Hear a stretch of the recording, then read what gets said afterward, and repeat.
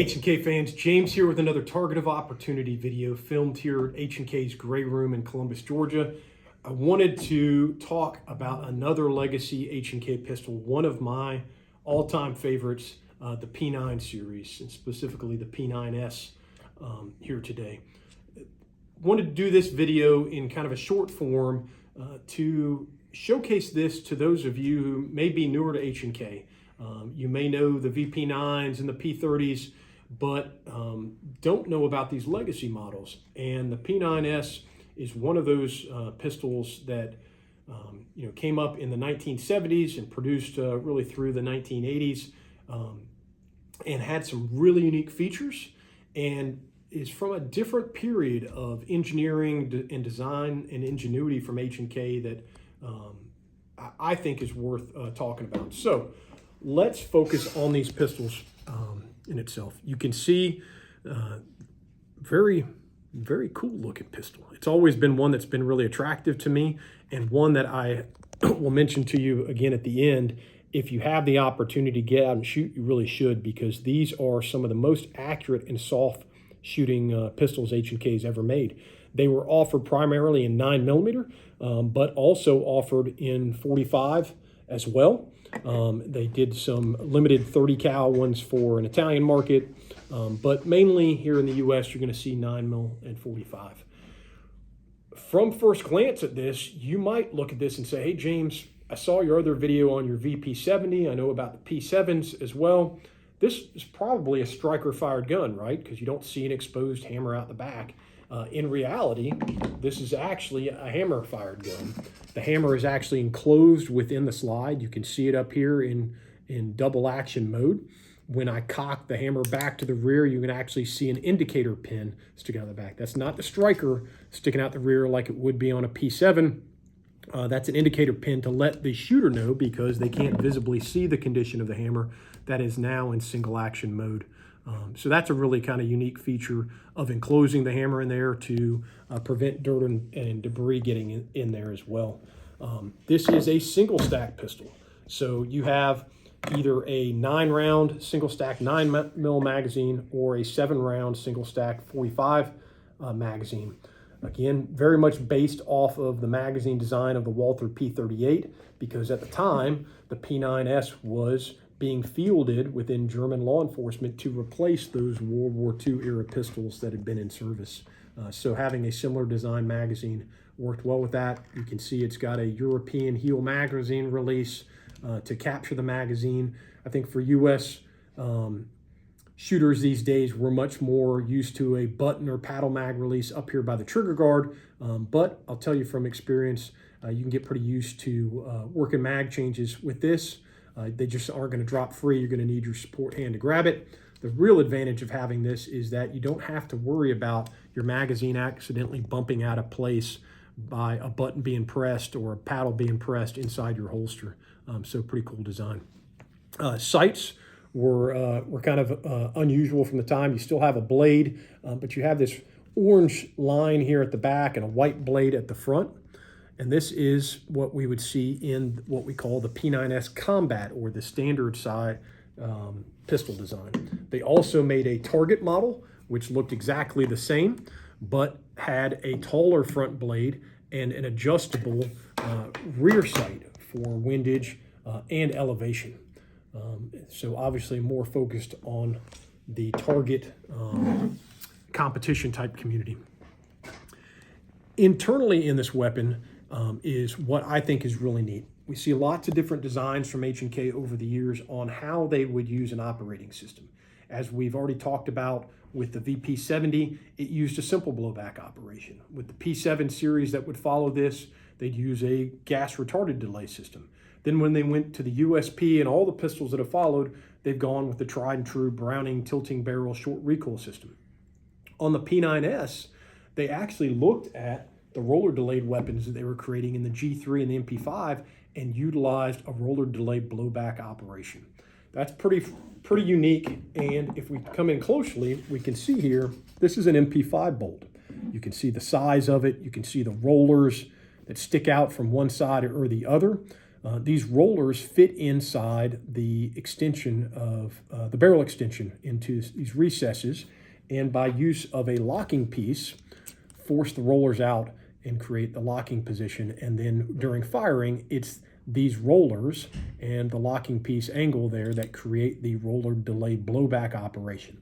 That's what makes the MP5 specifically such a soft recoiling weapon and accurate. The bullet leaves the barrel before the weapon goes into recoil, and then you have this delay before the recoil is imparted on to the shooter. Well, if we look inside the P9S, we see a similar bolt design with rollers that stick out on either side. It looks like just a miniature MP5 bolt. And the locking piece that we see, which is removable on the MP5, on the P9S is actually fixed to the breech there in the back of the slide. So a roller design, which again, the barrel extension and the recesses there on either side, that's where the rollers fit into it, will give this gun a roller delay blowback operation, making it very soft to recoil. The other thing that's interesting about the pistol is with the barrel. You would look at this right now and say, well, I see the barrel is outside of the slide, is off the receiver, so you would think this might be a tilting barrel design, but it's actually a fixed barrel design. And you'd say, well, James, how could that be? Because I see it off right now. Well, if I reassembled this slide and mounted it in, once I put the barrel into the pistol and I lock the slide onto the receiver, the barrel actually locks onto the receiver. And at this point, it has fixed the weapon. The slide will continue to move to the rear with your roller delay blowback operation, but the barrel remains fixed. So the combination of the roller delay blowback operation, making it soft shooting in recoil, and having a fixed barrel makes these guns incredibly accurate. Really, really a joy to shoot. Another unique feature on the pistols are the control features. You can see that it has a slide-mounted safety lever.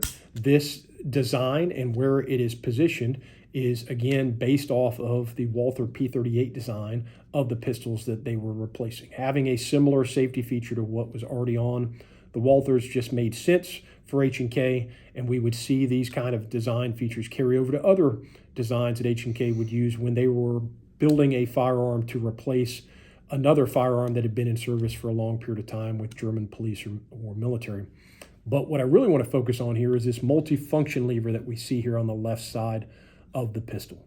This serves several purposes. First of all, this allows you to cock the pistol from double action mode, as we can see here now, for a long, heavy double action trigger pull. If I simply press down on this with my thumb or my support hand, now I've cocked this weapon into single action mode, and we can see that indicator pin here sticking out of the rear, again letting me know it's in single action mode. It also serves as a decocking function. If I wanted to bring the weapon back into double action mode, I simply put the safety back on, I put my thumb pressing down on the multifunction lever, and then if I pull the trigger, it releases it again.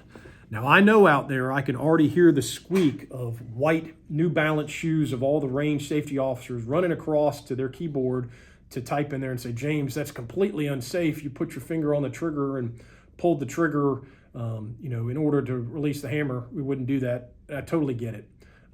From this day and age, we wouldn't want to have to manipulate the trigger itself in order to change the condition of the weapon. But if you understand the way, A, this is an older design, and B, the way the safety works, the safety, when it's rotated into the safe position, actually rotates a drum over the firing pin that prevents the hammer from being able to impact the firing pin. Then you'll understand why being able to depress and pull the trigger releases it into double action mode again.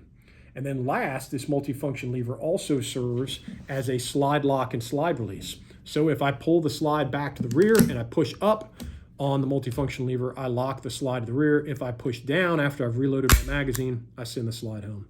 So it's a really unique multi-function lever, but as you can see and expect, this is very much a right-hand dependent gun. If you were a left-handed shooter, this would be a little more awkward. But again, this comes from a time period when, in the eyes of the Germans, if you weren't right, you were wrong. They were focusing on right-hand deployment of the weapon.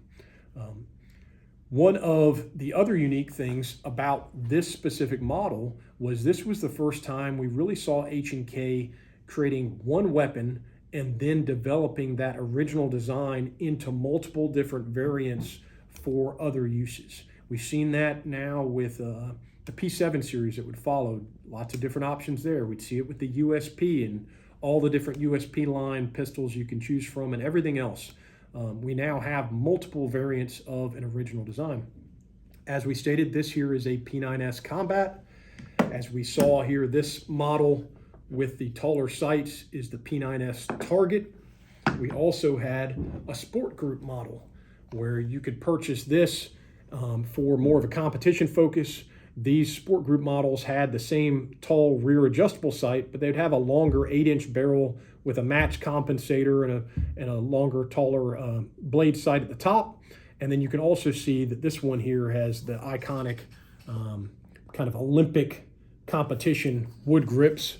Sights really feel comfortable on here.